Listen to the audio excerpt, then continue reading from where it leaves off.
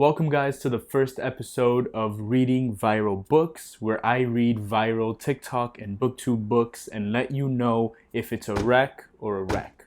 For the first video, I'm going to be doing, as you can tell from the title, The Midnight Library. This book has been all over BookTube and all over TikTok tube. What is that called? BookTok. It's been all over BookTok as well. And when I first heard about it was actually a couple months back when I recorded a video judging books by their cover. I'll link that down below. And this book actually won. It was my favorite cover. And actually, let me show you real quick. Look at this. This cover is so freaking cool. It was amazing. It's such a cool cover. I love all the little windows and the airplanes going in and out of the windows. And The Midnight Library is such a cool title. This book won my favorite book cover in that video, so I've been wanting to pick it up for a while, and all the hype surrounding it on BookTok and on BookTube, I had to pick it up, and I did so very late, but I did pick it up now. So just as a quick introduction to this little series that I want to do, because this is the first time I'm doing this. So for reading viral books, I want to be reading the most viral books on different platforms and different mainstream lists and things like that, books that get really popular, that there's a craze about it. So The Midnight Library, The Song of Achilles, Red, White, and Royal Blue. I want to read all of these books because first of all, it expands the books that I read, because I wouldn't typically read many of these books because I do like to stick to fantasy and maybe one or two genres outside of that. But I think a lot of these books I wouldn't pick up if not for this series. So I'm hoping that this broadens my horizon and I get to pick up some new things that I really enjoy and would not have known about before. And then another reason I'm doing these videos is just because it's fun to read these books that get talked about and hyped so much. And I want to see if they're worth the hype, and I want to let you guys know if they're worth the hype, hence the wreck part of the video. So yeah, I feel like it'd be a pretty cool little mini series to do, and I hope you guys enjoy. Okay, so finally for my thoughts on The Midnight Library. So this book follows this woman named Nora Seed, and she decided to end her life. But she finds out that when she decides to end her life, she gets stuck in this limbo between life and death, where she's in a huge library. And this library has an infinite amount of books, and each book represents an iteration of her life, which is so cool. And these iterations depend on decisions that she made, regrets that she can change, and she basically can pick out a new life for herself depending on what she'd like to change and what she'd like to improve about her life. So first of all, that plot, the basis, that foundation, that plot is so freaking cool. That's what gripped me right away. What got me interested in the book from the first page was just the concept was so freaking cool. I love stories where a person has one life and they can see different iterations of their other lives that they could have lived.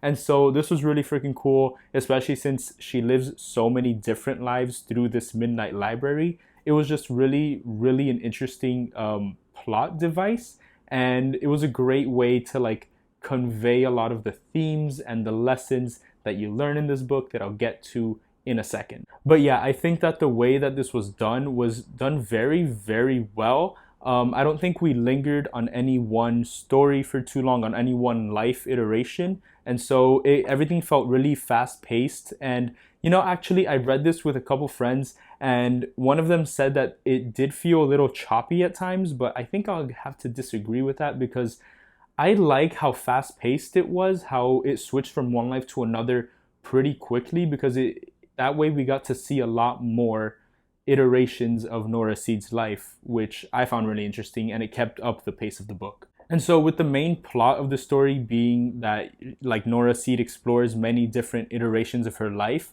it comes with a lot of themes. It explores a lot of themes of coming to terms with your regrets in life, with appreciating the value and potential in your life, and just ultimately what it means to be happy with the life that you have and in the situation that you're in. Because of that, at the end of the book, it was really, really uplifting. When I finished this book, I put it down and I was like, wow, I had a new appreciation for my life. Well, that sounds really dramatic, right? It wasn't life-changing or anything, but it did just make me a little hopeful for my life. It made me see the potential and value in my life. And I had that before, But this book was just a nice little reminder of like the things that I'm able to do with my life, with the potential that I have, and just looking at things in life from a slightly different perspective, because sometimes we get caught up in like the day to day and the struggles and things like that. And this book, I think, is a great way to show you that, like, you know, to look at the bigger picture and show you that everything's not just like monotony and just boring, you know? And so I really love the book for that. And then also I felt really connected to the main character, Nora.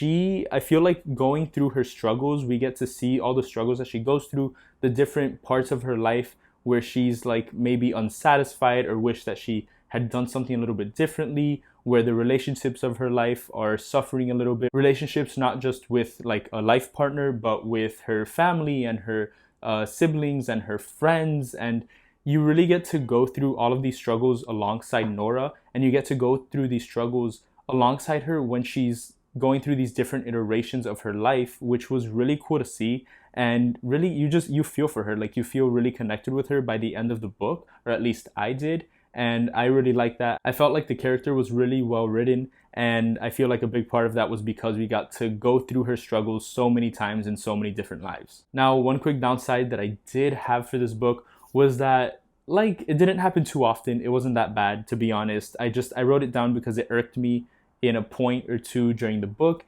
and it's just that there are some points in the book where Nora is like reasoning with herself or thinking about something, and she jumps to some conclusions, and it seems like the leap that she makes from one thought to another, like the line that she draws, is a bit of a reach. Like, it doesn't seem earned. It feels a little like they're trying too much, like they didn't quite earn that conclusion.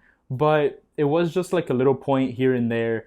Honestly, I think it did only happen like twice, maybe three times, but I think only twice. And it wasn't that bad at all. It really didn't put me off from the story or throw me off or anything. It was just a little thing that irked me. So that was just a small downside. But honestly, I really, really, really love this book.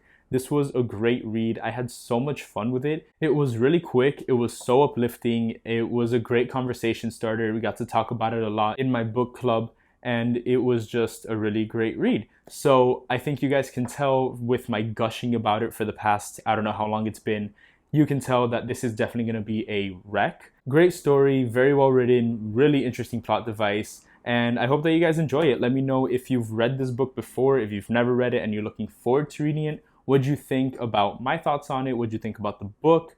And I hope that you enjoyed. Thank you guys for sticking around to the end of the video. Please don't forget to hit the like button and subscribe down below. I really appreciate it. It means a lot. And I'll see you guys in the next one. Thanks, guys.